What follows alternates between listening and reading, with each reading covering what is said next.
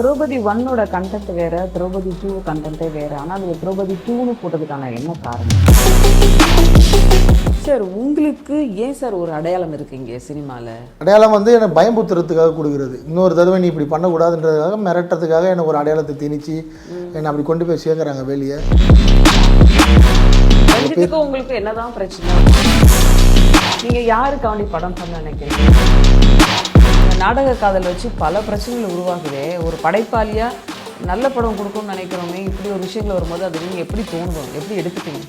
அதை நாடக காதல்னு ஒன்று தொட்டத்தால் தான் இவ்வளோ தூரம் கொண்டு வந்து சேர்த்துருக்குன்னு நினைக்கிறேன். நான் அதை தப்பாலாம் பார்க்குறேன். திரைப்படங்கள் பார்த்து தான் பசங்களும் சரி, மனிதர்களும் சரி, சாதாரணவங்க கூட திரைப்படங்கள் பார்த்து தான் கெட்டு போகிறாங்க. சமூகத்துடைய சீரழிவு சினிமா ஒரு காரணம்னு சொல்கிறாங்க. இந்த ப்ளவுஸ் இல்லாமல் நடிக்கிறது பல பேருக்கு வந்து ரொம்ப ஒரு அன்கம்ஃபர்டபுளான விஷயம். இது எப்படி நீங்கள் ஹேண்டில் பண்ணீங்க சொல்லுங்கள். ஜனநாயகன் படம் ரிலீஸ் ஆகாததுக்கு காரணம். தினமலர் வியூவர்ஸ் எல்லாருக்கும் ஒரு ஹலோ வணக்கம். இன்னைக்கு நம்ம கூட பேச போறாங்க. திரௌபதி 1 படம் வந்து ஒரு பெரிய தாக்கத்தை தமிழ் சினிமாவில் கொடுத்துச்சு. திரௌபதி 2 என்ன பண்ண போகுது அப்படிங்கறது அந்த ட்ரெய்லர் பார்த்தவங்களுக்கு புரியும். இந்த படத்தோட டீம் இங்க இருக்காங்க. முதல்ல மோகன்ஜி டைரக்டர் இருந்து ஆரம்பிக்கலாம். வணக்கம். வணக்கம், எப்படி இருக்கீங்க? நல்லா இருக்கேன் சார், நீங்க எப்படி இருக்கீங்க? மோகன்ஜினா இங்க தமிழ் சினிமாவில் ஒரு அடையாளத்தை கொடுத்துருக்கீங்க. சாமி படம் எடுப்பாரு, சாதிக்கு படம் எடுப்பாரு அப்படின்ற மாதிரிலாம் இருக்கு. ஸோ சொல்லுங்க, திரௌபதி 2 எப்படி வந்திருக்கு சொல்லுங்க. திரௌபதி 2 ரொம்ப பிரமிப்பா வந்திருக்கு. நாங்க அவ்வளோ பெரிய விஷுவல் அவர் அவுட்புட் கிடைக்கும் எதிர்பார்க்கல. எங்களையும் மீறி ஒரு மேஜிக் நடந்திருக்கு அதுல. ஓகே, நாங்க எவ்வளோ ஹார்ட் ஒர்க் போட்டோமோ அதோட அவுட்புட்டை இப்போ பார்க்குறோம். மக்களும் அதை பார்க்க போறாங்க. ரொம்ப வியப்பா தான் இருக்கு. ரொம்ப பெரும்பாலும் இந்த மாதிரி படங்கள் பார்க்கும்போது நம்ம பாகுபலியோ இல்லை கேஜிஎஃப் இந்த மாதிரி படங்கள் பார்த்து தான் அந்த செட்டு ஒர்க்காக இருக்கட்டும், அதில் அந்த எடுத்த சீனாக இருக்கட்டும், இந்த லொக்கேஷனாக இருக்கட்டும், அதெல்லாம் நம்ம பார்த்துருக்கோம். ஆனால் எனக்கு தெரிஞ்சு ரொம்ப ரேர் இந்த மாதிரி ஒரு படம் தமிழில் வர்றது. நீங்கள் ஒர்க் பண்ண விதமே அவ்வளோ அழகாக இருந்தது. அநேகமாக ஆர்ட் டைரக்டருக்கு நிறைய ஒர்க் கொடுத்துருப்பீங்கன்னு நான் நினைக்கிறேன். படத்தோட ஆர்ட் டைரக்டர் பேர் கமல்நாதன்.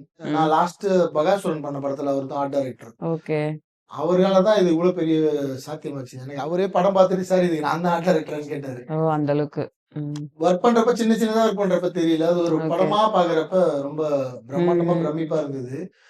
இந்த படத்தோட லொகேஷன்ஸ் எல்லாமே இந்த படம் 31 நாள்ல முடிக்கப்பட்ட படம். ஓ அப்படியா சார்? Okay okay. ப்ரீ ப்ரொடக்ஷனுக்கு நிறைய டைம் எடுத்தீங்களோ? 1 இயர் டைம் எடுத்த ப்ரீ ப்ரொடக்ஷன். லொகேஷன் பாக்குறதுக்கு ஒரு 6 மாசம் டைம் எடுத்தேன்.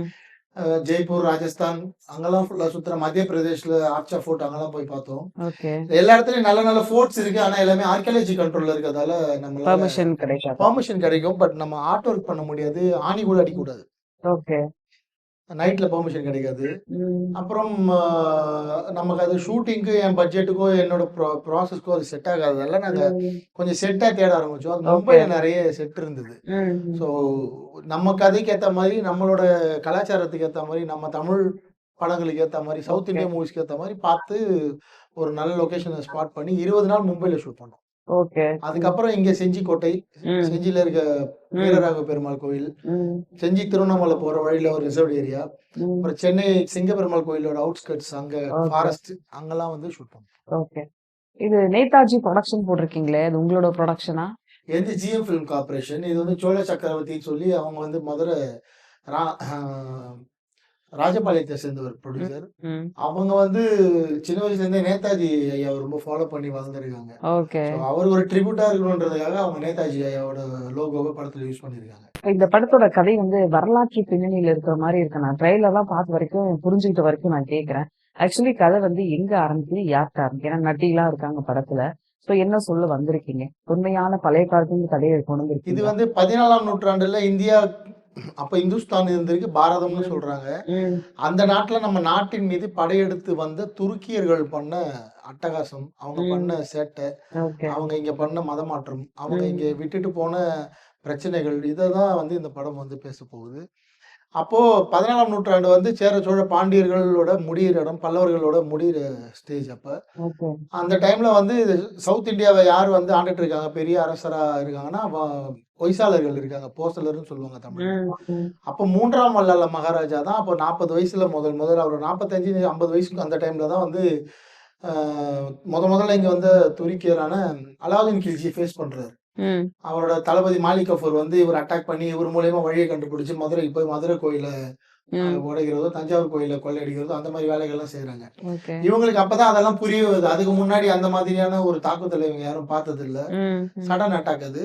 அவரோட அதுக்கப்புறம் அவங்க வந்து மதுரைய கேப்சர் பண்ணிடுறாங்க. ம். அப்புறம் டெல்லியில வந்து அலாவுதீன் கில்ஜிக்கு அப்புறம் துக்ளக் வந்துடுறாரு. ஓகே. ஸோ இவரோட கடைசி கட்டத்துக்கு வந்துடுறாரு வல்லால மகாராஜா. அவரோட 75 வயசு, 80 வயசுல. ம். அப்போ இங்க ரொம்ப நெறைய வளர்ந்துடுறாங்க அவங்க. நார்த் இந்தியாலலாம் நெறைய வளர்ந்துடுறாங்க. அப்போ இங்க மதுரை பக்கமா இருந்து தம்கானியும், டெல்லியில இருந்து துக்ளக்கும் குடுக்குற அழுத்தத்தை இவர் எப்படி தாங்குறாரு, மக்கள் எப்படி காப்பாத்துறாரு, இந்த தர்மத்த எப்படி காப்பாத்துறாருன்றது தான் கதை. ஓகே. அவருக்கு பக்கபலமா ஒரு சிற்றரசர் ரிச்சர்ட் சார் வந்து அவர் வந்து காடவராயரா நடிக்கிறார் படத்துல. ம். வீரசிம்ம காடவராயன். அவரோட ஓகே. சிற்றரசர் ஒரு பேரரசர் இருக்காங்கன்னா, அவங்களுக்கு கீழ நெறைய பாளையங்கள் இருக்கும். ம். அதுல ஒரு பாளையத்து அரசரா ஹீரோவும், ம். ஒரு பாளையத்து அரசியா திரௌபதி தேவியும் பண்றாங்க. பொதுவா வரலாற்று கதைகள் எடுத்தோம்னா நிறைய கற்பனைகள் தான் இருக்கும்.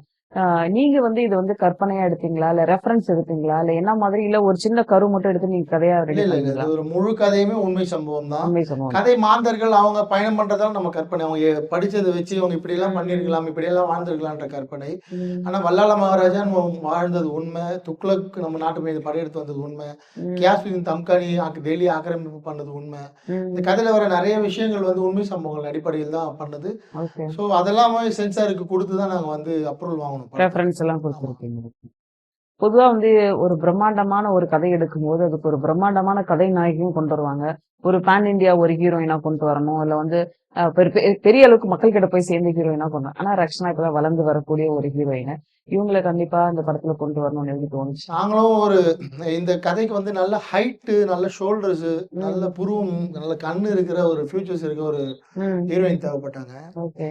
இப்போ கரண்ட்ல இருக்கிற ஹீரோயின் வந்து ஒரு சில பேர் தான் அந்த ஃபியூச்சர்ஸ்குள்ள ஃபிக்ஸ் ஆகுறாங்க. ம். அது எங்க பட்ஜெட்குள்ள ஃபிக்ஸ் ஆகுறது வந்து ரொம்ப சிக்கலான விஷயம். எந்த ஹீரோயின் கிட்ட போனாலும் மினிமம் 1 crore சேலரி கேட்பாங்க. ம். ம். அந்த பட்ஜெட் எங்களுக்கு செட் ஆகாது. அப்புறம் அவங்க இருந்தாங்கன்னா நாங்க போற வேகத்துல வந்து அவங்களால ஒர்க் பண்ணவும் முடியாது. அவங்க ம். வேற மாதிரி சஃபிஸ்டிகேட்டடா ஒர்க் பண்ணியிருப்பாங்க. ஓகே. நாங்க வந்து இந்த 31, 35 டேஸ்க்குள்ள முடிக்கணும்னு ஒரு பிரஷர் இருக்குல்ல. அது வந்து அவங்களுக்கு ம். Unwanted pressure. Okay. So better வந்து ஒரு அப்கமிங்ல இருக்க ஒரு ஹீரோயின ம். புடிச்சுட்டு கொண்டு போனா சேஃப்ன்னு தோணுச்சு. அப்ப தேட ஆரம்பிச்சோம். ம். அத நாங்க தேடின பல பேர்ல எங்களுக்கு வந்து இவங்க பெஸ்ட்டா பட்டாங்க. அவங்க கிட்ட அந்த ஸ்டஃப் இருந்தது. ஓகே. பெர்ஃபார்மன்ஸ் பயங்கரமா பண்ணுவாங்க. ம். அடாப்டேஷனும் ரொம்ப எளிமையா இருந்தது. அவங்க ஓகே. பேசினது, அவங்க அப்ரோச் பண்ணது எல்லாமே. திரௌபதி 1 கண்டென்ட் வேற, திரௌபதி 2 கண்டென்ட்டே வேற. ஆனா அதுல திரௌபதி 2ன்னு போட்டதுக்கான என்ன காரணம்? இல்ல திரௌபதி 1ல இருக்க அந்த ருத்ர பிரபாகரன் இந்த கதைக்குள்ள வருவாரு. ம். அவர் தான் படத்த ஸ்டார்ட் பண்ணி கதைக்குள்ள போவும். ஓகே. அங்க இருந்து எப்படி இது பீரியட்குள்ள போய் இந்த 2 1/2 மணி நேரம் பீரியட் பார்த்துட்டு திருப்பி எப்படி 2025ல வந்து படம் கனெக்ட் ஆகுதுன்றது தான் ம். கதை. அதுக்காக தான் திரௌபதி 2. அப்ப இது 3யும் வர்றதுக்கு வாய்ப்பு இருக்கா? இருக்கு. அப்படிதான் அது முடிச்சிருக்கு படம். சிக்கலா போகும். 4, 5, 6ன்னு போக மாட்டிருக்கே. ருத்ர பிரபாகரன் இருக்கிற வரைக்கும் அது போகும். போகும். ரக்ஷனா எப்படி இருக்கீங்க? நல்லா இருக்கேன். போட்டோ பார்த்தோன்னே நம்ம பொண்ணுடா இது அப்படிங்கிற மாதிரி உங்களை மாத்தி வச்சிருந்திருக்காங்க. ஸோ ஃபர்ஸ்ட் டைம் இந்த கேரக்டருக்குள்ள எப்படி நீங்க அடாப்ட் ஆனீங்க? என்னெல்லாம் ரெஃபரன்ஸ் எடுத்தீங்க? இந்த பிளவுஸ் இல்லாம நடிக்கிறது பல பேருக்கு வந்து ரொம்ப ஒரு அன்கம்ஃபர்டபுளான விஷயம். ஸோ இது எப்படி நீங்க ஹேண்டில் பண்ணீங்க சொல்லுங்க. ஆக்சுவலி ரொம்ப கம்ஃபர்டபுளான அவுட்ஃபிட்டு. ம். பட் இது கொஞ்சம் போடுறதுக்கு மட்டும்தான் கொஞ்சம் கஷ்டமா இருந்துச்சு. ம். அப்புறமா சில சீன்ஸ்ல வந்து வேற மாதிரி ஒரு சாரி இருந்துச்சு. ஓகே. ஒரு 4, 5 பேர் இருந்தாங்க அதை கட்டுறதுக்கு, அதை ரிமூவ் பண்றதுக்கு. ம். ஸோ அது எல்லாமே பட் சாரோட குரூ இருக்கிறனால கம்ஃபர்டபுளா தான் இருந்துச்சு. ஓகே. ஸோ இந்த கேரக்டருக்குள்ள வருது ஆக்சுவலி ரொம்ப இட் இஸ் நாட் ஈஸி, டிஃபிகல்ட்டா தான் இருந்துச்சு. ஏன்னா பீரியட் படம். ம். இந்த மாதிரி ஒரு கேரக்டர் இருக்குனுங்க, நீங்க இதை பத்தி படிச்சுட்டு நீங்க வாங்கன்னு சொன்னா ஒரு ரெஃபரன்ஸ் காட்டினா ஈஸியா இருக்கும். சார் எனக்கு காட்டின ரெஃபரன்ஸ் வந்து பத்மாவத்துல ஒரு சீன் மட்டும்தான். ஓகே. நம்ம படத்துக்கு ஒரு சீன் ரெஃபரன்ஸ் மட்டும் காட்டினா அந்த மூடு அவ்வளவுதான் காட்டினாங்க தவிர்த்து இந்த கேரக்டர் ரெஃபரன்ஸ் வந்து எதுவுமே காட்டல. ஓகே. பட் அவங்க வந்து இந்த கேரக்டர் பத்தி பேசும்போது இவர் எந்த மாதிரியான டிசிஷன் எடுக்கிற ஒரு கேரக்டர், இல்லைன்னா என்னெல்லாம் பண்ணுவாங்க இந்த கதைக்குள்ளன்னு சொல்லும்போது நானா ஒரு மென்டலி ப்ரிப்பேர் ஆகி இது உருவாக்குன ஒரு கேரக்டர் தான் திரௌபதி. படங்கள் கிடைக்கிறது வந்து ஹீரோயினுக்கு எந்த அளவுக்கு சேலஞ்சிங்கா இருக்கு சொல்லுங்க. பொதுவா ஜெனரலி நான் கேக்குறேன். ஆக்சுவலி எந்த கான்டாக்டுமே இல்லாம அப்கமிங்கா வர எல்லா ஆர்டிஸ்டுக்கும் ரொம்ப சேலஞ்சிங் தான். ஏன்னா நாங்க எல்லாம் ஆடிஷன் ப்ராசஸ்ல தான் வரணும். எங்களுக்கெல்லாம் வேற வழியே இல்லை. ஸோ அந்த ஆடிஷன் ப்ராசஸ் வந்து சில டைம் கிடைக்கும், கிடைக்காம போகும். இப்போ இந்த படம் வந்து நான் சாரை போய் மீட் பண்ணேன். நான் ஆக்சுவலி நினைச்சேன் சும்மா மீட் பண்ணிட்டு அவங்க கன்ஃபார்ம் பண்ணாதான் இந்த படம் இருக்கு. ஆனா சார் மீட் பண்ண உடனே எனக்கு கதை சொன்னாங்க ஃபுல்லா. இப்ப நானும் அதுக்கப்புறம் 2 months எந்த கான்டாக்டுமே இல்ல. அப்ப நார்மலி நாங்க என்ன யோசிக்கிறோம், இப்ப இந்த யாரோ சூஸ் பண்ணிருக்காங்க. அதுதான். சோ எல்லா ஆர்டிஸ்டுக்கும் அப்கமிங் ஆர்டிஸ்டுக்கும் அந்த சேலஞ்ச் எப்பவுமே இருக்கும். இதுல இந்த இந்த கதாபாத்திரமா இருக்கட்டும், நீங்க தமிழ் கண்டிப்பா பேசி ஆகணும். இந்த டயலாக் பேசின விஷயங்களா இருக்கட்டும், எப்படி சாதாரண எளிய தமிழ்ல இருந்ததா, இல்ல அதுக்காண்டி அந்த ஏன்னா பீரியட் ஃபிலிம் போது அதோட லாங்குவேஜ் ப்ரொனவுன்சியேஷன் வேற. ஸோ எப்படி இருந்துச்சு அதெல்லாம் சொல்லுங்க. எனக்கு இது ஃபுல் அண்ட் ஃபுல்லா செந்தமிழ் தான். ஸோ எனக்கு ஃபுல் தங்கிலீஷ்ல ஸ்கிரிப்ட் கொடுத்தாங்க. ஓகே.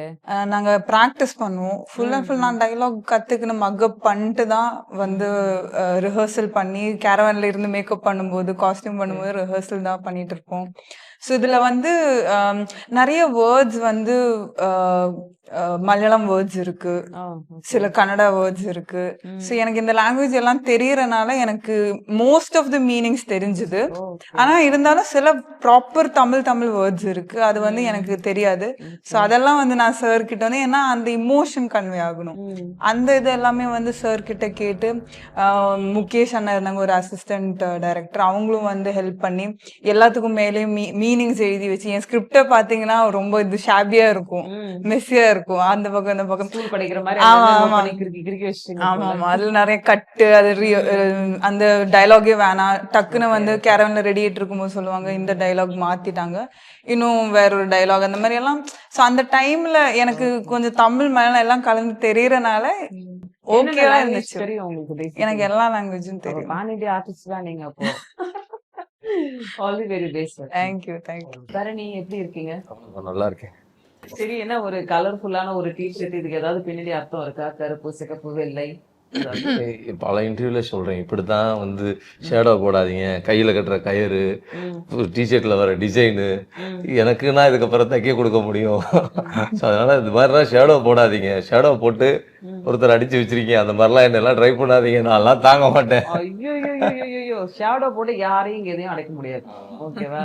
அது தீர்க்கமா நம்பினதுனாலதான் இந்த படத்துக்குள்ள வந்தோம். அதாவது இயற்கையை நம்புறவங்க, இறைவனை நம்புறவங்க நிறைய பேர் இருந்தா கூட இந்த மாதிரி ஒரு புராண கதைகளை நடிக்கிறதுக்கு முன்னாடி நமக்கு ஒரு சின்ன ஒரு உந்துதல் இருக்கும். நீங்க பார்த்து ரசிச்ச இல்ல கேள்விப்பட்ட படங்கள் ஏதாவது இருக்கா? இந்த படத்துக்கு வந்த பிறகு எப்படி நீங்க மாறுனீங்க? எனக்கு வந்து டாக்டர் மூஞ்சி சார் சொன்னதும் போது இந்த கோவிந்தர் அதுக்கு முன்னாடி ஒரு நெகட்டிவ் ஷேட் சொல்லியிருந்தாங்க. ஸோ அப்புறம் வேண்டான்னு முடிவு பண்ணி இந்த கோவிந்தர் சொன்னோடனே இதுதான் கெட்ட இந்த மாதிரி இருக்கணும் அப்படின்னு ரெஃபரன்ஸ் அனுப்பிச்சிருந்தாரு. அப்போ எனக்கு வந்து வேற யாரு, நம்ம ஊர்லயே இருக்காரு கமல் சாரு, தசாவதாரம் பண்ணியிருப்பார்ல, ஆமா, தொப்பி கிப்பி கேப் எல்லாம் போட்டு உங்க லுக்கே மாத்தி வச்சிருந்தாங்க போல இருக்கே டைரக்டர் சார் தான். இது எல்லாமே நீங்க பார்த்துட்டு வாழ்த்துறா இருந்தாலும் அவருக்கே போட்டோம். அதனால தசாவதாரத்துல வர கமல் சார் அந்த வைணவர்கள், அதுதான் கோவிந்தருடைய ஒரிஜினல் அடையாளம்.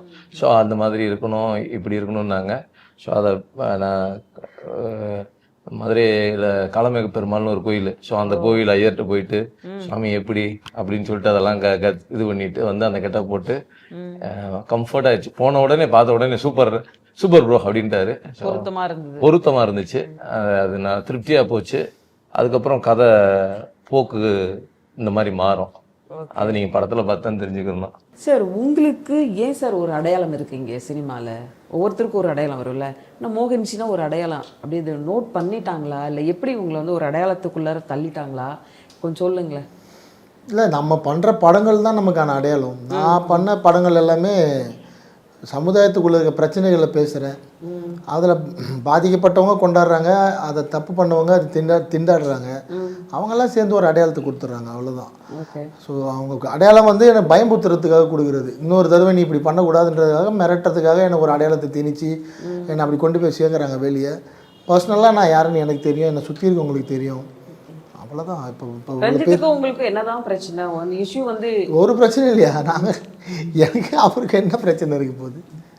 ஒரு படைப்பு அப்படிங்கிறது வந்து விமர்சனமாக்கப்படுறது வேற, விவாதமாக்குறது வேற. உங்க படைப்புகள் வந்து ரெண்டுத்துலயுமே இருக்குது. இப்போ கமல் சார், ரஜினி சார்னு சொல்கிறோம், அஜித் சார், விஜய் சார் சொல்கிறோம், அவங்களுக்குள்ள ஏதாவது பிரச்சனை இருக்கான்னு? அவங்க ஒரு படம் பண்ணுறாங்க, இவங்க ஒரு படம் பண்ணுறாங்க, 2 பேர் படத்துலையும் எந்த அவங்களுக்கு இவங்க அந்த மாதிரி எதுவும் இருக்காது. ஆனால் ஒரே டைமில் 2 பேர் வளர்றப்ப அது வந்து எதிரெதிராக பார்க்கப்படுது இல்லையா?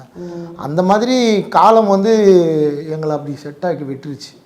இந்த மாதிரி படம் அந்த மாதிரி படம் அப்படின்னு சொல்லி அவ்வளோதானே தவிர பர்சனலாக எங்கே பார்த்தாலும் சிரிச்சுக்கிற அளவுக்கு தான் நாங்கள் நட்பு. நான் படம் பழையவனார்பேட்டை பண்ணப்போ அவர் அட்டகத்தி பண்ணப்போ அப்போ நாங்கள் சேட்லாம் பண்ணியிருக்கோம். கரெக்டாக சாட் பண்ணி பேசி சிரிச்சு. ஆமாம், அதுக்கப்புறம் மீட் பண்ண வாய்ப்பு அமையிறப்போ கண்டிப்பாக பேச தான் போகிறோம், கை குளிக்க போகிறோம், சிரிக்க தான் போகிறோம், அதெல்லாம் எனக்கு தான். நீங்க யாருக்காண்டி படம் பண்ண நினைக்கிறீங்க? எந்த சாராருக்காண்டி படம் பண்ணணும்னு நினைக்கிறீங்க சார்? அப்படி சூஸ் பண்ணி பண்ணுறது இல்லை. இப்போ எனக்கு வந்து படம் பார்க்குறவங்க ஃபேமிலி ஆடியன்ஸ் தான். எனக்கு இது வரைக்கும் வந்து நான் திரௌபதி, ருத்ரதாண்டவம், பகாசுரன் ஆகட்டும் எல்லாமே கொஞ்சம் இந்த ஜென்சி கிட்ஸ் வந்து எனக்கு மோஸ்ட்லி பார்ப்பாங்க. பெருசாக எனக்கு வந்து கருத்து சொல்ல மாட்டாங்க. ஆனால் என்னை கொண்டாடுறது, சிலாகிக்கிறது அதெல்லாமே ஃபேமிலி ஆடியன்ஸ் தான் மோஸ்ட்லி. அவங்களுக்கு வந்து ஒரு விழிப்புணர்வு சொல்கிறதாகட்டும். ஏன்னா திரௌபதியில் அவங்க வீட்டு பெண்ணை காப்பாற்றுறதுக்காக என்னெல்லாம் நடக்குது சுற்றின்னு சொல்லியிருக்கேன். ருத்ரதாண்டவத்தில் ஸ்கூல் படிக்கிற பசங்களுக்கு வந்து இன்றைக்கி கஞ்சா வந்து எவ்வளோ பெரிய பிரச்சனை அப்படின்னு சொல்லியிருக்கேன்.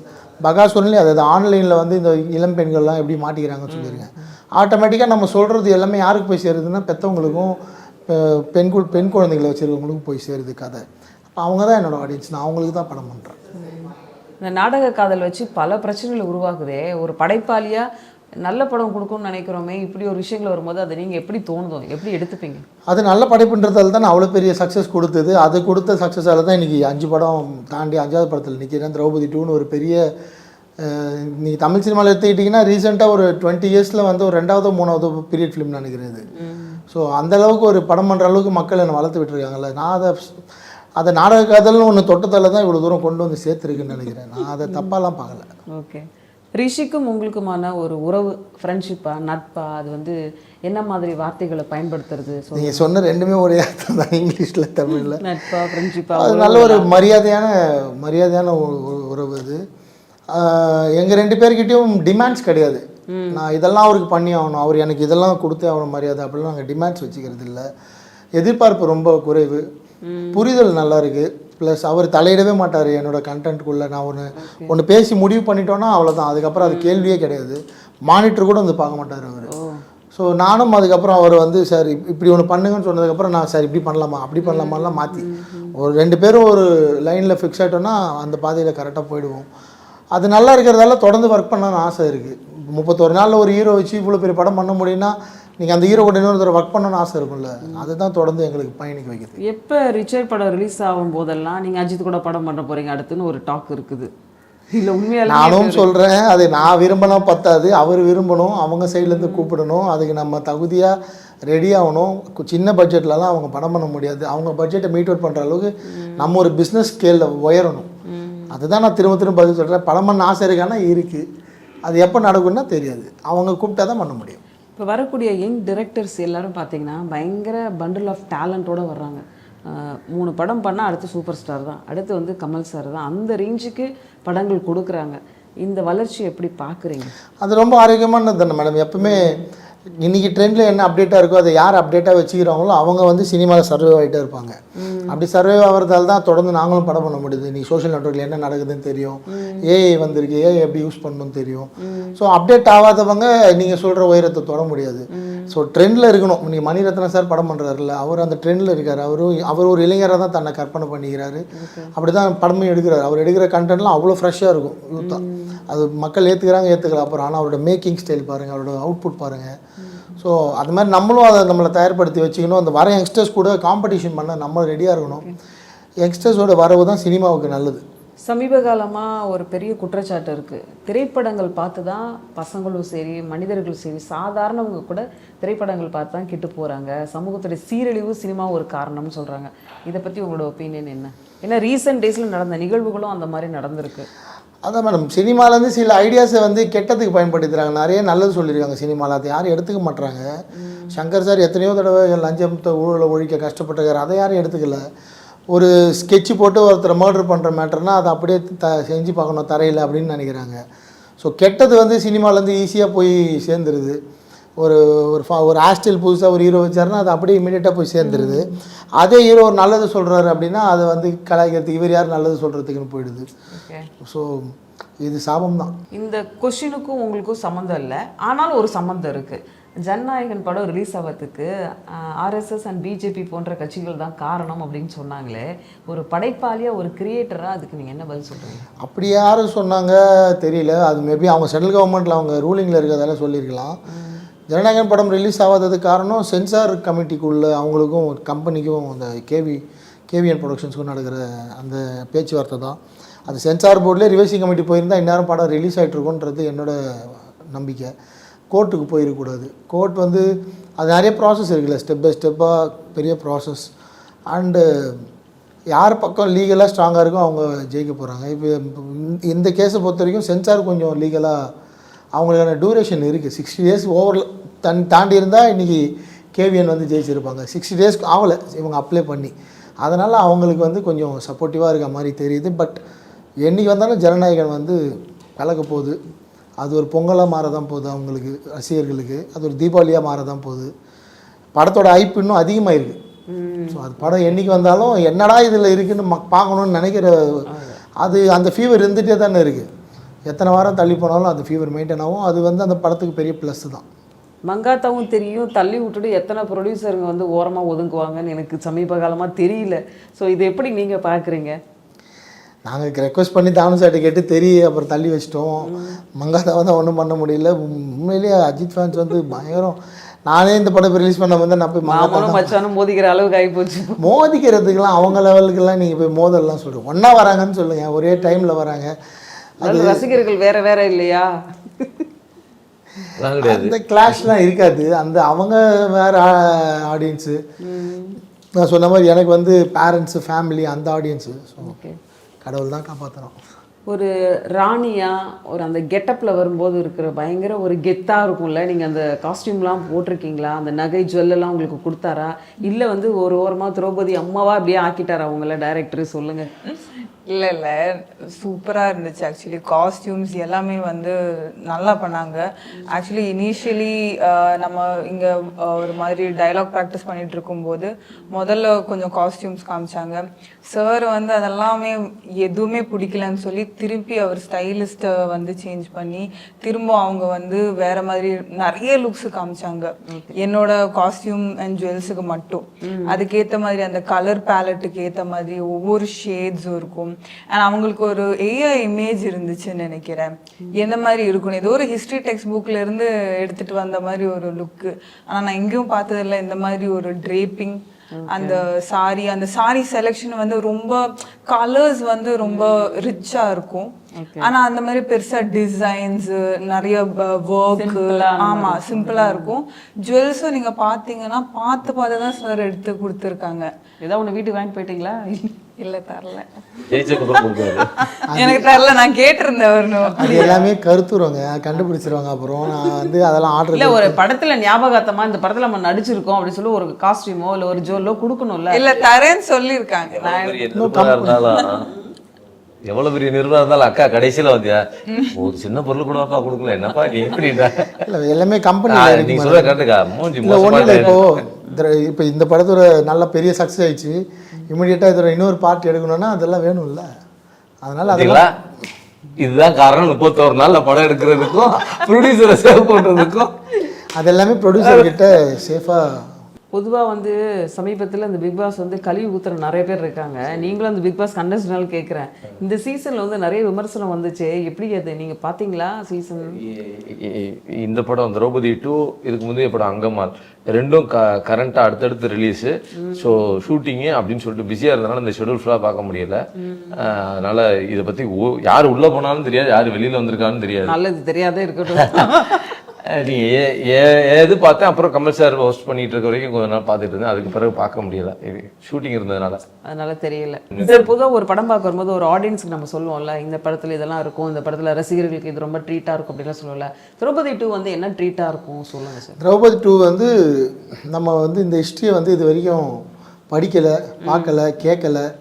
ஸோ எனக்கே வந்து நான் அண்ணல் கண்டார் எழுதிய புத்தகத்தை படித்து தான் நானே தெரிஞ்சுக்கிட்டேன்.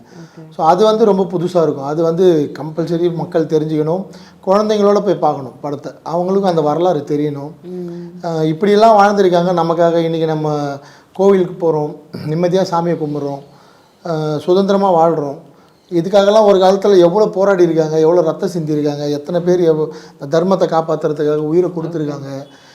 இன்றைக்கி நம்ம வணங்குற கோவில் சிலை ஆகட்டும், அந்த சிற்பங்கள் ஆகட்டும், இதெல்லாம் பாதுகாக்கிறதுக்காக என்னெல்லாம் பண்ணியிருக்காங்கன்னு ஒரு விஷயம் இருக்குல்ல, அதை தெரிஞ்சுக்கிறதுக்காக இந்த படம் போய் ஒரு தடவை பார்க்கணும். ட்ரெய்லரில் அண்ணாமலை மன்னரா அதெல்லாம் சொல்கிறீங்க. ஸோ வந்து அண்ணாமலையாரை பற்றி சிவன் பற்றிலாம் படத்தில் வச்சு பெரிய பெரிய கேரக்டர்ஸ்லாம் அது மூலம் சொல்ல வச்சுருக்கீங்களா? இல்லை, இந்த கதை வந்து திருவண்ணாமலையில் தலைநகராக கொண்டு ஆண்ட வீரவல்லால மகாராஜா பற்றின கதை. ஸோ அவர் திருவண்ணாமலை ஆள்றதால அவர் எப்போவுமே ஈசனே போற்றி அண்ணாமலையாரை போற்றி தான் சொல்லுவார் படத்தில். அவரோட ஃபாலோ பண்ணுற சிற்றரசை தான் ரிச்சர்ட் சார்.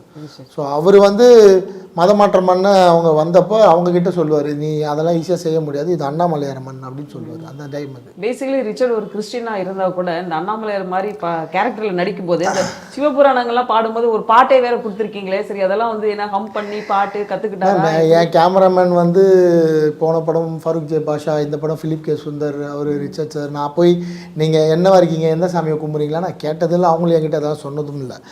இட்ஸ் ஒர்க், நான் எழுதுகிறேன், அவங்க என்னை நம்பி நடிக்கிறாங்க, படமாக வருது, அவ்வளோதான். நான் போயிட்டு அவர் சாரோட பேருக்குள்ளே இருக்கிற ஆராய்ச்சியெல்லாம் நான் பண்ணுறதில்ல, அவங்களும் என்கிட்ட அதெல்லாம் காட்டிக்கிறது இல்லை, பேசிக்கிறது இல்லை. எல்லோரும் கோயிலுக்கு போவோம், நானும் அவங்க கூட சர்ச்சுக்கு போனோன்னா போவேன், கிறிஸ்மஸ்க்கு க்ரீட் பண்ணிப்போம், அந்த மாதிரி தான் ஒன்றா தான் இருக்கணும். ஸோ ஒரு படம் வரத்துக்கு முன்னாடியே ஒரு எதிர்பார்ப்பு இருக்கும். அந்த மாதிரி இதோட ட்ரெய்லர்லாம் பார்த்த உடனே சரி ஏதோ ஒரு புதுசாக சொல்லியிருக்காங்களே, இவ்வளோ அழகான ஒரு ப்ரிப்பரேஷனோட ரீசெண்ட்லி ஒரு தமிழ் சினிமா இவ்வளோ பிரம்மாண்டமாக நம்ம பார்க்கும்போது ஒரு ட்ரெய்லரே அவ்வளோ அழகாக இருக்குது. ஸோ படம் இதை விட இன்னொரு பிரம்மாண்டமாக இருக்கும்னு நினைக்கிறேன். ரொம்ப நன்றி, சந்தோஷம் உங்களை சந்திச்சது. படம் பார்த்துட்டு நிறைய விஷயங்கள் பேசுவோம். Thank you so much. தேங்க்யூ.